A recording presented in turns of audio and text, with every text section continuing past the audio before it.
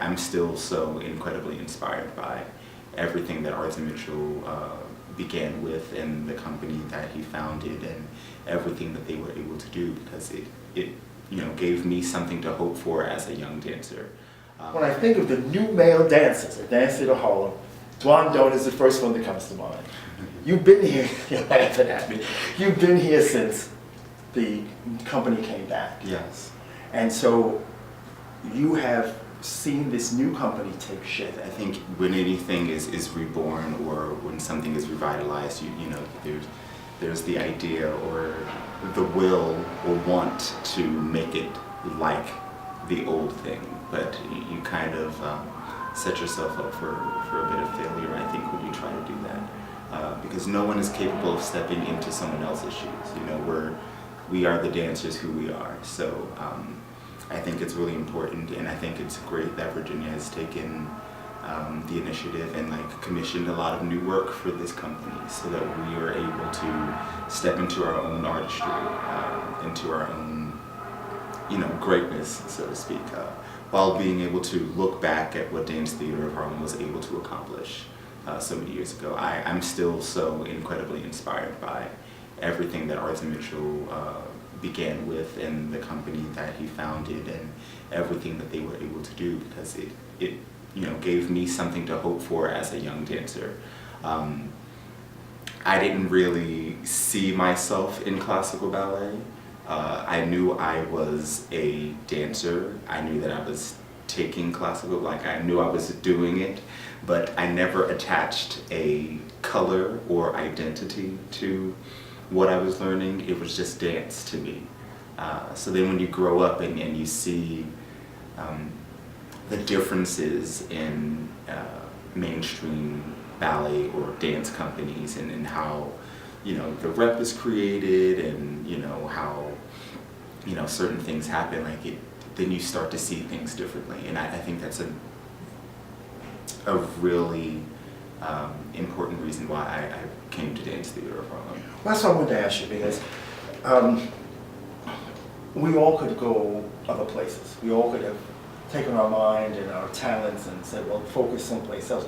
But what was it specifically about this place that brought you here?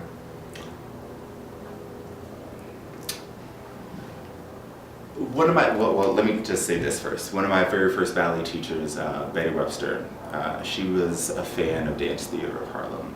And I remember her telling me about Arthur Mitchell and the school that he created, and that she would love for me to get up there in Harlem and work with Arthur Mitchell. So it wasn't the first thing that I always thought of. The very first company that I was really interested in was ABT. I saw a video of the company doing. I actually saw Desmond Richardson doing Othello with San Francisco Ballet, and that was what really made me want to do ballet.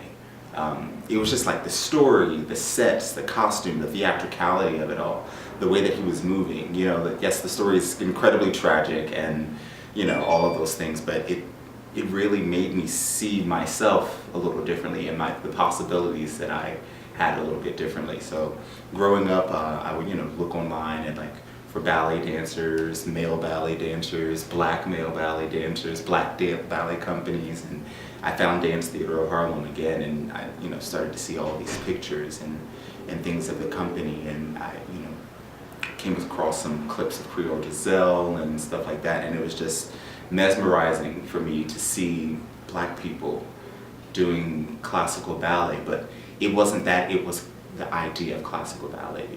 It was just how beautiful, how elegant they were, how majestic they were, how regal and refined their movement it was. That's what really interested me, because I saw myself in that. I think we can get into the idea that every race is one thing, that everybody is one thing, where there are these categories that people have to fit into. But what if you don't fit into one of those categories? What if you see yourself in multiple things? What if you're capable of doing more than just one thing? How can you limit yourself like that? You mentioned to me that not only do you choreograph, but you've considered yourself a choreographer right from the beginning of your career. Even before you really had any formal dance training, you were thinking of creating movement. Yeah, I actually started dancing at my church, and my mom gave me, opportunities to, to lead the dance ministry, or not lead the dance ministry, but like to choreograph pieces for us. Then I would, lead the warm-ups sometimes. This is like when I was like 8 and 9 years old. Like I, just started really training, but my mom was a choreographer. That was something that she gave to me, and even in my training when I moved to New Jersey, I was choreographing then. I would hear music and I would see movement, and like it's always been something that I've been really interested in. Like I said before, it's really hard to step into something that someone else has done and make it your own. Otherwise you're just recreating something, Right. so then it's not not yours. original. It's not original. Yeah, it's not yours. So can we really call that innovation when we're just copying the same thing and doing it to different music, Well, see, this is a question that I was posed to choreographers. Where do you find your inspiration? What do you do to keep it fresh? It comes from everywhere to me. It comes from watching people walk down the street. It comes from hearing music and, visualizing. Like the first thing that I see, like what is it? Like sometimes it's just a feeling. Sometimes I'll hear a phrase in my head and I'll have to jot it down really quickly, and then I have to go and research. I have to go and read books. I have to go and look at videos and try and figure out what that phrase, or how that phrase connects to my life. And then, sometimes choreographing to me is like putting a puzzle together, but you don't know what the final image is until you get halfway through it. And just a question, since you've been doing this for a while as a choreographer, Yeah. do you find that you take yourself less seriously or more seriously now? Definitely more seriously. I feel like I'm kind of like, I can be a little intense sometimes with the way that the way that I like to take class, the way that I like to rehearse. I feel like it definitely comes across in the way that I rehearse my own work.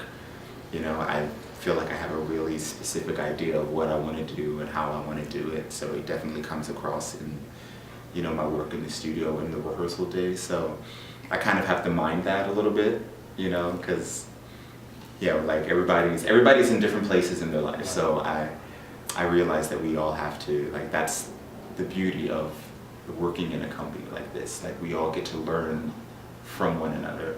Right. So, yeah.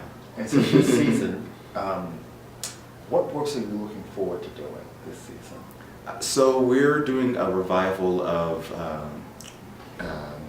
Jeffrey Holder's Dougla this year.